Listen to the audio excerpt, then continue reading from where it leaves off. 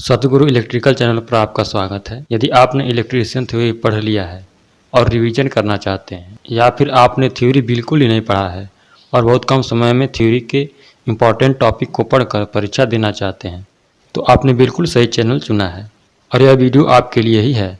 Video में मैं केवल उन्हीं टॉपिक को कवर करूँगा जो अधिकांशतः परीक्षाओं में पूछे जाते हैं। व्यावसायिक सुरक्षा एवं स्वास्थ्य के उन टॉपिक को देखते हैं जिन्हें मैं इस वीडियो में कवर करूंगा। पहला टॉपिक है सूचना संकेत, दूसरा टॉपिक है अग्नि के प्रकार, तीसरा है अग्निशामक यंत्र के प्रकार और उनका उपयोग, चौथा है कृत्रिम श्वास की विधियां, पांचवा है विद्युत तथा विद्युत धारा की गति, छठा है BIS। ये सबको बारी बारी से देखते हैं। सूचना संकेत, तो सूचना संकेत चार प्रकार के होते हैं: निषेधात्मक, अनिवार्य, चेतावनी तथा सूचनात्मक। निषेधात्मक चिन्ह की आकृति वृत्ताकार होती है जिसकी पृष्ठभूमि सफ़ेद तथा आकृति काली होती है तथा उसका बॉर्डर तथा क्रॉस बार लाल रंग का होता है। निषेधात्मक चिन्ह द्वारा किसी विशेष कार्य को करने के लिए मना किया जाता है। जैसे जिन स्थान पर धूम्रपान नहीं करना होता है वहाँ पर नो स्मोकिंग का निषेधात्मक चिन्ह लगाया जाता है। जहाँ पर दौड़ने के लिए मना करना होता है वहाँ पर डू नॉट रन का निषेधात्मक चिन्ह लगाया जाता है। अब अनिवार्य चिन्ह को समझते हैं। अनिवार्य चिन्ह की आकृति भी वृत्ताकार होती है। इसकी पृष्ठभूमि नीली होती है तथा आकृति सफ़ेद रंग की बनाई जाती है। अनिवार्य चिन्ह द्वारा कारीगरों को सुरक्षात्मक निर्देश दिया जाता है, जैसे सिर की सुरक्षा के लिए टोपी पहनना, आँख की सुरक्षा के लिए चश्मा पहनना और पैर की सुरक्षा के लिए जूते पहनना। अब चेतावनी चिन्ह को समझते हैं। तो चेतावनी चिन्ह का आकार त्रिभुजाकार होता है तथा इसकी पृष्ठभूमि पीली होती है तथा आकृति काली रंग की बनाई जाती है।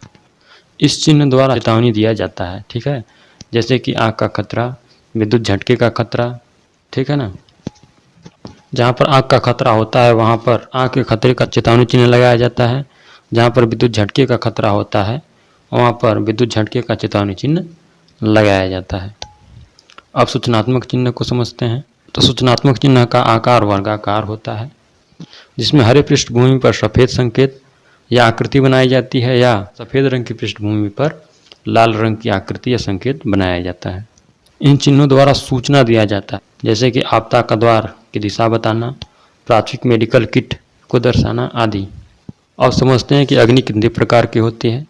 तो अग्नि चार प्रकार की होती है: श्रेणी A प्रकार की अग्नि, श्रेणी B प्रकार की अग्नि, श्रेणी C प्रकार की अग्नि और श्रेणी D प्रकार की अग्नि।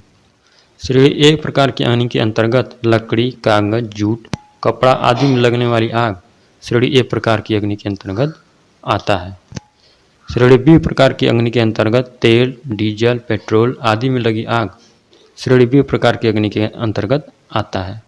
श्रेणी C प्रकार की अग्नि के अंतर्गत LPG तथा विद्युत में लगने वाली आग आती है। श्रेणी D प्रकार की अग्नि सोडियम, पोटेशियम, मैग्नीशियम, एल्यूमिनियम आदि धातुओं में लगने वाली आग आती है, ठीक है। अब अग्निशामक यंत्र को समझते हैं। जलयुक्त अग्निशामक यंत्र, झाग वाले अग्निशामक यंत्र, कार्बन डाइऑक्साइड अग्निशामक यंत्र और CTC कार्बन टेट्राक्लोराइड अग्निशामक यंत्र। तो जल अग्निशामक यंत्र को समझते हैं। तो जल अग्निशामक यंत्र में उच्च वायु दाब के साथ जल भरा होता है। इसका प्रयोग लकड़ी, कागज, जूट, कपड़ा जो श्रेणी A प्रकार की अग्नि है इसमें लगी आग को बुझाने के लिए किया जाता है। झाग प्रकार वाले अग्निशामक यंत्र को समझते हैं। तो झाग प्रकार के अग्निशामक यंत्र में पानी तथा झाग उत्पन्न करने वाले कुछ साबुन प्रयोग किए जाते हैं। इनका प्रयोग श्रेणी B प्रकार की अग्नि के अंतर्गत किया जाता है। श्रेणी B के अंतर्गत तेल, डीजल, पेट्रोल आदि में लगी आग आती है। अब कार्बन डाइऑक्साइड अग्निशामक यंत्र को समझते हैं।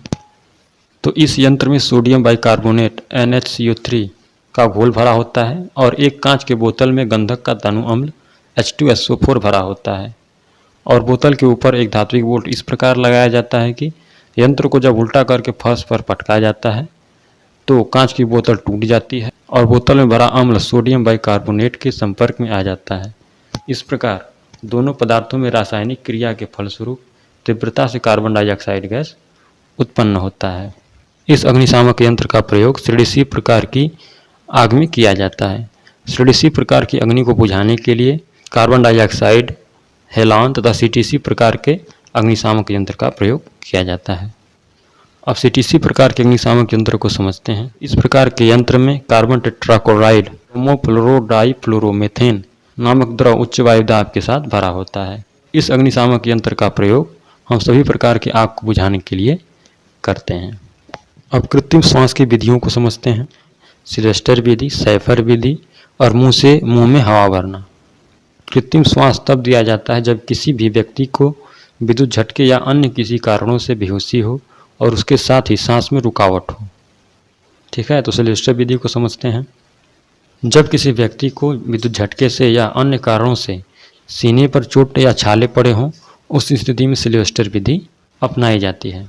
इस विधि में सीने पर दबाव डालते हैं और 2 से 3 सेकंड बाद हटा लेते हैं। यह क्रिया 10 से 12 बार दोहराई जाती है जब तक कि श्वास सामान्य न हो जाए। सैफर विधि को समझते हैं। तो सैफर विधि का प्रयोग तब किया जाता है जब विद्युत झटके या अन्य किसी कारण से पीठ पर चोट लगी हो।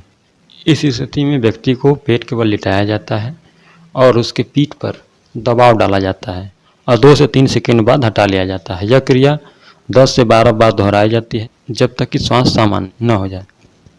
मुंह से मुंह में हवा भरना विधि को समझते हैं। तो इस विधि में व्यक्ति को हम सीधे मुंह से मुंह में हवा भरते हैं। इस विधि में पहले हम पीड़ित व्यक्ति के नाक को एक हाथ से दबा लेते हैं तथा दूसरे हाथ से उसके मुंह को खोल करके उसके मुंह में सीधे ही हवा भरते हैं। तो इन तीनों विधियों में यह सवाल बहुत बार पूछा गया है कि सबसे सरलतम विधि कौन सी है। तो आप हमेशा उत्तर कीजिएगा मुंह से मुंह में हवा भरना। ठीक है। अब विद्युत और विद्युत धारा की गति को समझते हैं। तो विद्युत आवेश प्रवाह की दर को विद्युत धारा कहते हैं या इलेक्ट्रॉन प्रवाह की दर को विद्युत धारा कहते हैं। धारा हमारे 2 प्रकार का होता है, एसी व डीसी। विद्युत भी हमारा 2 प्रकार का होता है, स्थिर विद्युत और दूसरा गतिशील विद्युत। अब विद्युत की चाल को समझते हैं। तो विद्युत की चाल प्रकाश की चाल के लगभग बराबर होता है। तो विद्युत की चाल होती है 3 × 10⁸ मीटर प्रति सेकेंड। अब BIS को समझते हैं। तो BIS से परीक्षा में जब भी सवाल आता है तब केवल इसका फुल फॉर्म पूछता है। तो BIS का फुल फॉर्म होता है ब्यूरो ऑफ इंडियन स्टैंडर्ड। ठीक है। तो इस चैप्टर में इतना ही। अब मिलेंगे अगले चैप्टर विद्युत कार के लिए औजार में। यदि यह वीडियो आपको पसंद आए तो वीडियो को लाइक कीजिएगा, चैनल पर नया है तो चैनल को सब्सक्राइब कीजिएगा।